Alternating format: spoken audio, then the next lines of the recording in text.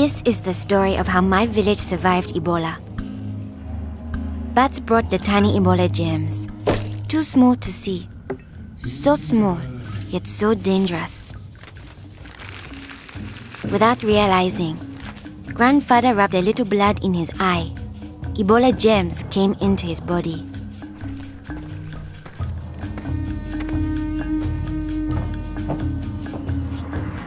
Days went by. Then Grandfather got a terrible fever and weakness. We thought it was malaria, but he was soon much worse. He had vomiting and diarrhea. His fever got even higher. I ran to get the nurse. But Grandfather had already died. I was heartbroken. The nurse thought it might be Ebola, a disease caught from bush meat, but which spreads from person to person. Others in our region had already died of this new disease. Unless we understood the disease and followed their rules, it could spread further and kill many more people. She explained that Ebola was in the body fluids of someone who was sick or had died of Ebola. Their sweat, tears, mucus, saliva, vomit, diarrhea, urine, breast milk, sexual fluids, and blood. When we touch a sick person's body fluids, the Ebola germs can get into small breaks in our skin or into our eyes, nose, or mouth. The Ebola germs spread into our body and make us sick. When somebody dies of Ebola, that body is much more contagious. No one should ever touch the dead body. The nurse advised us to wash our hands with soap and water right away. She contacted the trained burial team to help us bury Grandfather's body safely. The burial team came. They comforted us and explained what they had to do to protect us. The team wore protective clothing that kept them safe from the dangerous germs.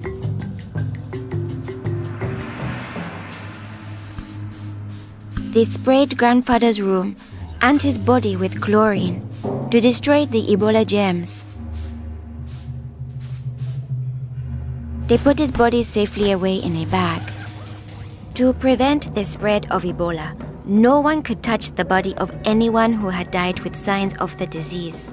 They also burned his mattress, bedding, and clothes, anything that might have his germs. All these actions made us safer.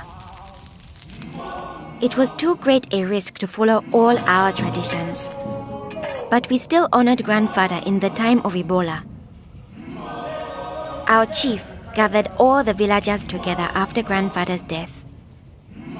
He explained that it's natural for us to fear Ebola, but if we trust in our health workers and follow their rules, we could stop the disease. The nurse explained to us, when a person has symptoms such as fever, don't touch them. Get them to the treatment center right away. They will have the best chance of surviving and they won't spread Ebola. She advised us to wash our hands with soap and water many times a day. The whole village agreed to follow these rules. Since we all had close contact with Grandfather, we were at risk of getting Ebola. We had to stay home.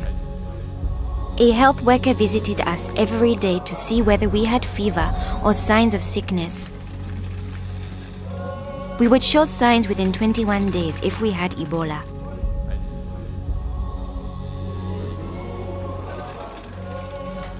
Many days passed, and I thought we would all stay healthy. But one morning, I found my mother burning with fever. I knew I couldn't touch her. She was now contagious. My father came in. He told me he was taking my mother away to our uncle's house in the nearby village. He was afraid to take her to the treatment center, afraid he'd never see her again. I knew I had to stop them. I was young, but I stood up to both of them. I told them if this could be Ebola, she must go to the treatment center right away. We needed to trust in our health workers to save her, save ourselves, and save our village. I saw in their faces that they understood. Running away would only lead to more death and suffering. My mother tested positive for Ebola. They found her a bed. At first, the health workers looked scary, but I knew they wore the suits to protect themselves, and inside they were normal people like the nurse. They took good care of my mother. They gave her fluids, medicine, and food, and helped her body stay strong to fight Ebola. I missed my mother very much, but I could still talk to her on the phone. Sadly, some people in my village didn't survive, but my mother got better day by day. Soon, we were able to see her from a safe distance. One day, the nurse announced that my mother would live. Now we were safe to hug and kiss her. It was a day to celebrate. Our village followed their rules. We trusted our health workers, brought our sick for care right away, called for the safe burial team when one of our people died, and we always wash our hands with soap and water.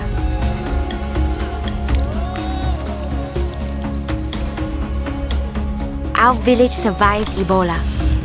Yours can too.